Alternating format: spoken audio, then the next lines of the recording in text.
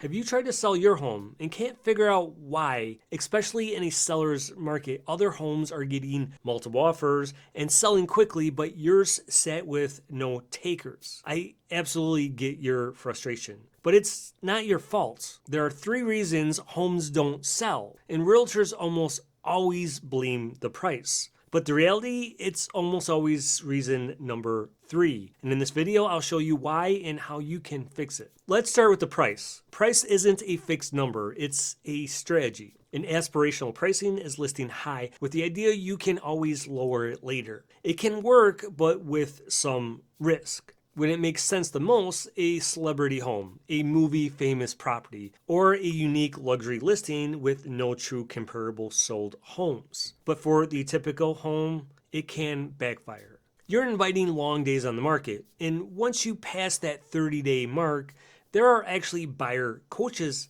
out there that train clients to put in disrespectful offers on homes that they believe are stale.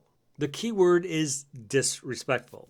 Next is event-based pricing. This was powerful back in 2021 and 2022. Homes listed with a low price created an auction type environment, leading to a feeding frenzy and bidding war. But that was then. In today's market, simply doesn't behave the same way. Now, perceived market value. This is the strategy that's the most reliable. It's based on real data in market conditions. And here's the key. What a realtor says, what your appraiser says, what Frank down the street thinks the home is worth, and even what the online valuation spit out, those are just opinions of value based on how they interpret the data in that moment. Some opinions are more informed than others, but none of them is true market value. Only a buyer determines that because they're the ones bringing the bag of money to the table. And it's a moving target. Interest rates shift, buyer confidence shifts, and what the market determines as value moves and can move quickly. So what if interest rates jump to 8% or 8.5% tomorrow?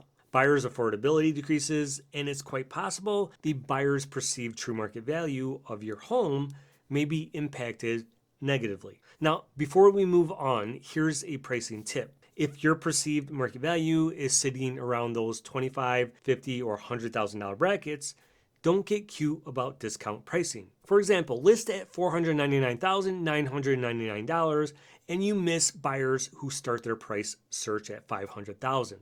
By discounting your home by $1, you cost yourself views, exposure, in real money. Let me give you an example. If you had 10 people this week looking online for homes like yours, 3 of them searched between $450 and $500, 4 of them searched between $475 and $525, and 3 of them searched between $500 and $550.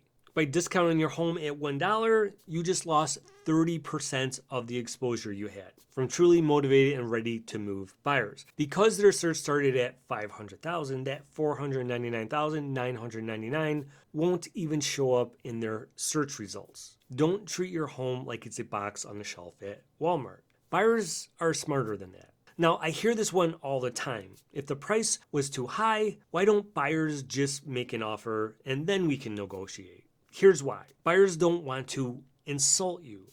They'll just skip your home instead of writing an offer they feel that may get rejected. And remember, most homes here in our market are selling near list price right now. Buyer agents are teaching their clients that sellers aren't negotiating far off the list price. So if you don't price smart, the buyers won't even bother. And based on the recent data, list to sold price ratio is less than 1%, just as an example. So if your perceived value doesn't fall around that range, you will likely have to keep making price adjustments before you start to see offers come in, at least reasonable ones. Now, next up is condition. Buyers absolutely pay more for homes that feel move-in ready. But here's the mistake: over improving. Drop $60,000 into a brand new kitchen and your market might only value it at $20,000. On the other hand, spend a few $1,000s on paint, lighting, and flooring, and you may get a much higher return on investment. Small to moderate updates oftentimes are going to give you a better results and are far less risky. Oh, and those luxury add-ons such as pools, outdoor kitchen, sunrooms, workout rooms, basically luxury additions that aren't necessary for the average buyer, often will net you far less than what you put into it. I realize you did this for a lifestyle improvements for yourself and for your family, and that's why you should make those types of updates. Unfortunately, buyers won't see the value if their vision of the home is different. Buyers don't necessarily reward fancy, they reward done. And here's where most homes fail, and you probably won't believe me, but give me a moment to explain. And I think it will make sense. Exposure. The first 2 weeks on the market are the golden window. That's when buyers are watching and sharing. If your marketing was weak, you didn't pre-market prior to launching publicly, you didn't build buzz, you skipped drone footage and floor plans, took low quality photos, or failed to highlight key features, then you lost the momentum before you even got started. And here's the thing, exposure isn't just about the multiple listing service or portal sites like Zillow and Realtor.com. Sure, this technology drives current active buyers who are scrolling every day, but passive buyers, they're different. They may need to see your home in different marketing collateral 3, 5, even 8 times before they take action. It doesn't matter if your home is active, they won't see your home unless someone like me brings it to their attention.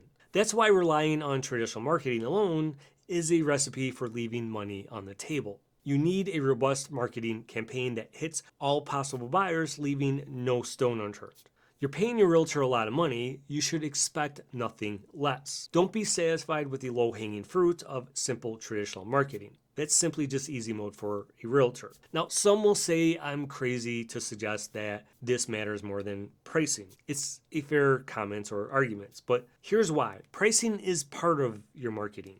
It's a big part of the strategy to create more exposure. Remember earlier when I presented the 3 listing pricing strategies, aspirational, event-based pricing, and perceived pricing? Well, think of this like an invitation to the party. If you go aspirational, when priced high, it's like you're only inviting a few select people. But what if nobody actually shows up? Then you have event-based pricing. You're inviting everyone, the riffraff, people you don't like. It just causes pure chaos and lots of unrealistic or unreliable expectations. And then you have perceived market pricing. It's just the right amount of people. You like them and they are likely to bring serious offers. The point is you need to work with your realtor to find that sweet spot, the threshold for which you are going to invite the exact right amount of people to the party without looking too needy, and which will increase the likelihood of gaining leverage to achieve the highest sale price. When price, condition, and exposure all align, that's when you have leverage. That's when you see the interest stack. Competing buyers circling at once, stronger offers coming in quickly, and sometimes even multiple offers. That's when prices accelerate instead of stall.